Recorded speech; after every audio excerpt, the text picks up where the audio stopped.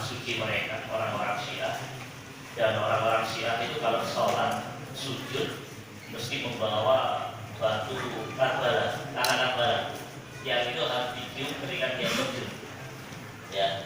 Kemudian mereka memperingati itu untuk menyatakan rasa penyesalan yang dalam karena mereka merasa tidak mampu memberikan pembelaan kepada cucu Rasulullah Muhammad SAW. Nah ini contoh tanah Karbala yang diperjualbelikan oleh orang-orang Syiah.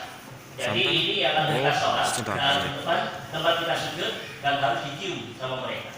Kalau seandainya mereka tidak memiliki batu Karbala ini, maka mereka memakai sapu tangan biasanya dan itu difungsikan sama seperti itu ketika dia sujud. Nah, mereka kemudian melakukan ritual-ritual bentuk penyesalan mereka dengan menyakiti diri mereka sendiri, buki. Jadi membawa pedang yang dipukul-pukulkan di kepala mereka atau besi yang dikasih rantai tajam kemudian dipukul-pukulkan di tubuh mereka. Ya. Bagi mereka mengeluarkan darah itu dianggap sebagai satu bentuk pengorbanan kecintaan mereka terhadap Husain. Ya. Dan ini sesuatu yang tidak diajarkan oleh Rasulullah Muhammad SAW. Ya. Karena sesungguhnya Husain ini terbunuh karena pengkhianatan dari mana? Orang-orang ya, yang mereka mengundang pada masa terjadi fitnah itu mendatangkan Husain yang ada di Makkah ketika itu saja untuk diajak masuk dengan janji bahwa orang-orang Karbala memberikan pembelaan kepada mereka. Nah, tapi pada rumah yaitu tadi ya mereka melakukan pengkhianatan dan Husain terbunuh. Ada satu peristiwa menarik ketika saya di Istanbul, Turki.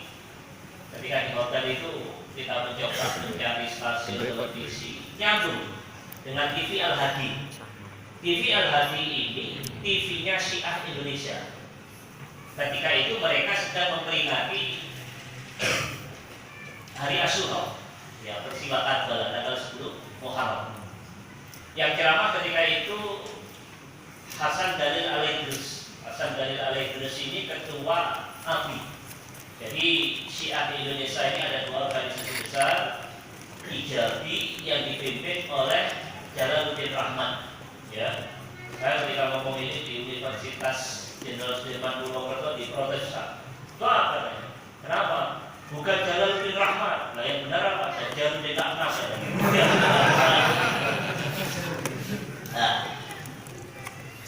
yang kedua ABI, Ahlul Bait Indonesia. Jadi kalau Ijabi ini Syiah yang asli Indonesia, kemudian ABI ini Syiah yang ada keturunan Arab.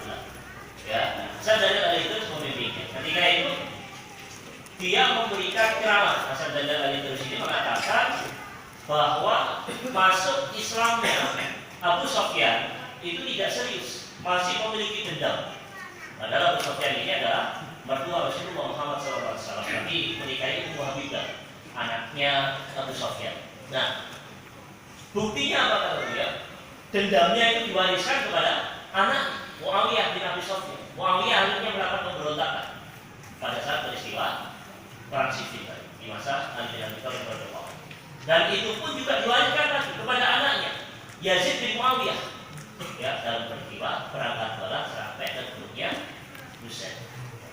Jadi ini betul-betul bukan bagian dari peringatan Islam itu sendiri, tetapi ini adalah gerakan dari Syiah yang ingin membangun kecintaan katanya kepada Husain. Ya. Bahkan orang-orang Syiah itu yang kita saksikan kalau mereka terbunuh, mereka bukan mengucapkan kalimat La ilaha illallah ketika mau mati, tetapi mengucapkan Ya Husain, Ya Husain, Ya Husain. Ya, jadi Allah alam bisawab. Ini terkait dengan masalah Syiah. Mungkin beliau yang bisa maksudnya Masya Allah, peristiwa Karbala ini memang dari sudah demikian disebut skenario-nya. Ini adalah skenario dari kelompoknya Yazid bin Muawiyah.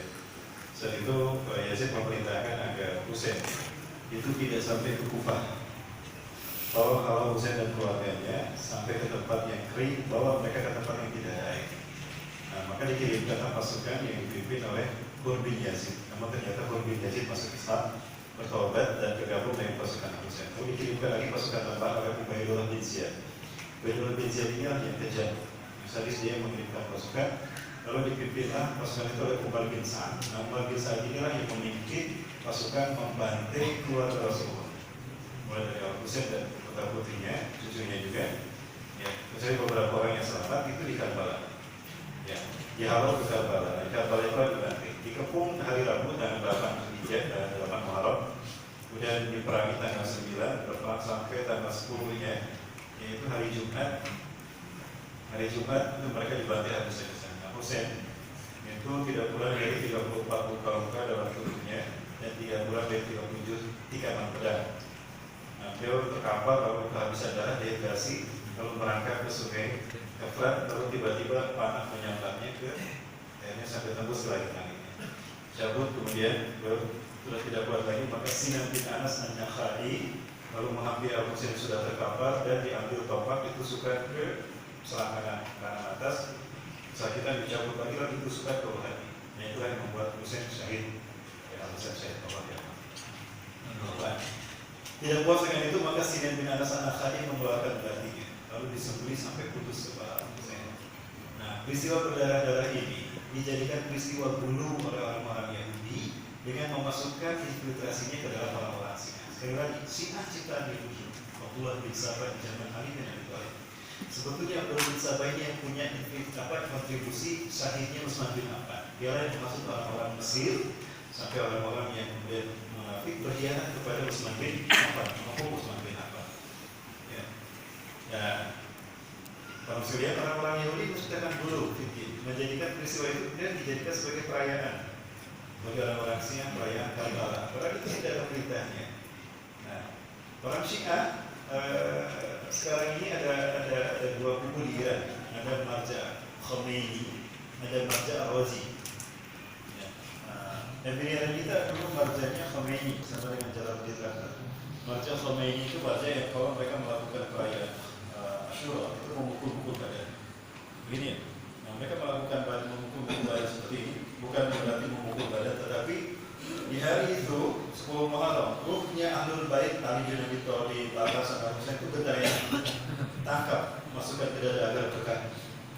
Nah, gitu. Nah, itu marja Khomeini. Kalau marja Ar-Razi yang Karbala dan Najaf itu dia menggunakan pisau tadi sebetulnya darah-darah. Itu marja Ar-Razi. Yang miliarinitas sekarang sudah cerai dari Jalaluddin Rahmat dan dia pindah ke marja Ar-Razi. Ya, Karbala. Ya, pada sama-sama sesat juga. Baik, nah ini fitnah akhir zaman yang Rasulullah kaitkan sebagai fitnah salat. Ya, ketika Rasulullah menjelaskan fitnah salat, fitnah kesenangan, umat Islam berpuasa dan kaya raya, Rasulullah menyebutkan fitnah ini berasal dari bawah kedua kaki seorang laki-laki, alladzi yasumu annahu min ahli baiti, seseorang yang mengklaim dari keturunanku, innahu laysa min ahli baiti, dia bukan keturunan. Jadi Rasulullah sudah mengisyaratkan akan munculnya Syiah yang dia akan melakukan pembantaian kepada keluarga Rasulullah SAW. Dan ini ada di dalam hadis yang dinukilkan oleh Syekh Hasan Al-Husaini di dalam kitabnya Hasan Husain Al-Akhbar Al-Husain, Hasan Husain Al-Husain. Bapak Ibu bisa baca buku itu, bukunya bagus luar biasa. Buku terbaik tentang sejarah yang saya baca terkait dengan kolaborasi dan keluarga Rasulullah. Nah, jadi Syiah memang fitnah, bagian dari fitnah Dajjal. Saya ingin menunjukkan kalau Syiah ciptaan Yahudi ini ada ceramahnya Benyamin Netanyahu. Jangan viral. Benyamin Netanyahu ceramah di Knesset tahun 2012 dan ini dibenarkan oleh Syekh Muhammad Ali dari Qatar. Saya tanyakan kepada beliau, kita tanyakan kepada beliau dan Syekh betul itu ceramahnya Benyamin Netanyahu dan subtitlenya. Tapi saya tidak bisa diputar ya. Nanti balik suatu saat kita akan kita lakukan kembali kejadian seperti ini. Ya, insya Allah sama satu hari juga. Mungkin daulah satu hari belum ya. Satu hari belum. Udah akhir zaman. Terima kasih wabillahi warahmatullahi dan mungkin akan itu buat saya sampaikan. Ada hal yang kemarin Assalamualaikum warahmatullahi wabarakatuh. Para jemaah sekalian, sebagaimana yang tadi telah disampaikan bahwasanya dari teman-teman Nyumbet Wafa ada program yakni penyaluran air bersih untuk saudara-saudara kita di Jawa Timur khususnya yang terdampak kekeringan kemarau. Oleh sebab itu maka kami memohon untuk kota amal yang telah disediakan untuk bisa dimaksimalkan seperti itu sebelum acara berakhir baik di Ikhwan maupun di Akhwan. Mungkin seperti itu.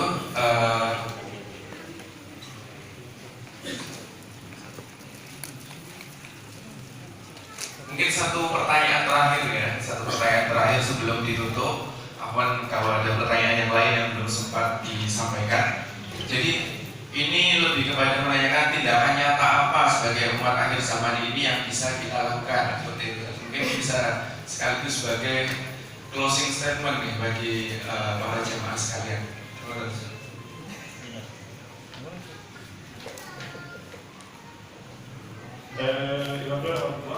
Bagaimanapun Rasulullah SAW pernah menyampaikan begini, Mataraktukum syai'an alladhi yuqarribukum ila Allah wa yubaidukum wa yudkhilukum jannata ila tadamatukum. Tidak ada satu perkara pun yang aku tinggalkan sepeninggalku nanti yang membuat kalian dekat dengan Allah dan masuk ke dalam surga. Ila tadamatukum, karena aku sudah memerintahkan. Yang kedua, wa ma taraktukum syai'an alladhi yubaidukum anillah wa yudkhilukum ila tadamatukum. Dan tidaklah aku tinggalkan satu perkara pun yang membuat kalian jauh dari Allah dan memasukkan kalian ke dalam neraka. Melainkan aku sudah larang kalian. Artinya apa yang kita butuhkan untuk menghadapi fitnah akhir zaman ini sudah ada seperti dari Rasulullah SAW. Tinggal kita meyakini dan mengamalkannya secara kapan. Nah, banyak di antaranya yang sih soal melengkapi. Yang saya lihat ini ada hadis dari Rasulullah SAW dan kita Imam Ahmad Ibarat. Saya Muslim secara Syekh An-Nawawi. Rasulullah bersabda begini, Amarukum bil khamsin Allah amrabihim. Aku perintahkan pada kalian 5 perkara yang Allah perintahkan pada kalian 5 perkara. Yang pertama berjamaah, dengan berjamaah. Artinya kita umat Islam harus bersatu padu, perbesar persamaan, perkecil perbedaan. Yang bersatu padu dalam satu sentral komando. Harus segera itu kebutuhan kita. Nah, karena ketika kita berjamaah inilah Allah akan memberikan pertolongan. Yang kedua jamaah. Yang kedua bisami, dengan ikuti kajian-kajian ini. Dengar apa kata Allah, firman Allah dalam Quran dan bagaimana penjelasannya. Pahami apa yang disampaikan Rasulullah dalam hadis-hadisnya dalam melalui kajian-kajian ini. Jadi hidupkan kajian-kajian. Kemudian yang ketiga, membitoa. Setelah kita tahu dari Quran hadis, paham, laksanakan, taati semaksimal kemampuan kita. Yang keempat, bagi hijrah. Nah, hijrah perilaku dan hijrah tempat. Rubah perbuatan kita yang tadinya lalai dan juga sesat, berubah hijrah jadi lebih baik. Nah, setelah kita hijrah istiqomah. Nah, pasti ada ujian, maka istiqomah harus. Dan terakhir ketika kita pun sudah hijrah, tantangan pasti ada. Terakhir jihad bisa kita. Nah, ini 5 solusi dari Rasulullah kita menghadapi fitnah. Ini akan konflik kita. Ya, terdekat insya Allah kita doakan mudah-mudahan ulama kita tetap istiqomah. Amin. Memimpin kita sampai nanti kita bisa terbaik dari ulama. Amin. Insya Allah itu barangkali bisa Kawan. Sebuah hadis dari seorang sahabat yang bernama Abu Umayyah Asy-Sya'bani radhiyallahu anhu ketika dia bertanya kepada Abu Salam Al-Syari radhiyallahu anhu tentang tafsir ayat dari Quran surat Al-Maidah ayat 105 di mana Nabi sallallahu alaihi wasallam kemudian menjelaskan dengan satu kalimat bari tamiru bil ma'rufi wa tanahaw 'anil munkar hatta idza ra'aita sukhan muta'an wa hawan muttaba'an wa dunya mu'saratan wa ijaba kulli dzi ra'yi bi ra'yi fa 'alaika bi khassati nafsik wa da' al-hawa fa inna min wara'ikum ayyaman as-sabru fihinna mithlu al-qabdi 'ala al-jabr lil'amili fihinna mithlu ajrin 50 rajulan ya'maluna mithla amalikum. Kata Nabi SAW, teruskanlah untuk selalu melakukan amar ma'ruf nahi munkar hingga engkau akan menyaksikan kepikiran yang ditaati, hawa nafsu yang dituruti, kehidupan dunia yang diutamakan, serta orang-orang yang terpesona terhadap berbagai pendapat yang dikeluarkannya. Hendaknya kamu hanya bergaul dengan orang-orang yang searah denganmu dan jauhilah orang-orang yang awam. Sebab setelah zamanmu itu akan datang satu zaman penuh cobaan di mana orang yang memegang teguh agamanya ibarat menggenggam bara api. Ketahuilah, saat itu orang yang terus berusaha untuk memegang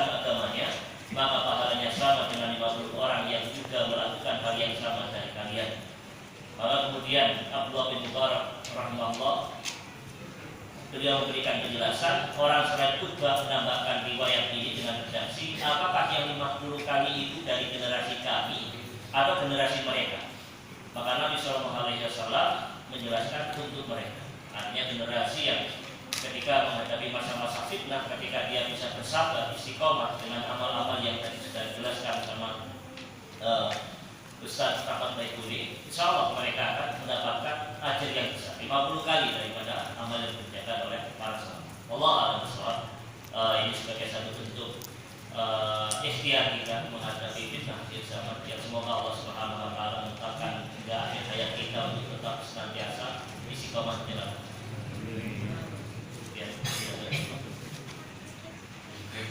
Jazakumullah khairan. Alhamdulillah para jemaah sekalian, sampailah kita kepada penghujung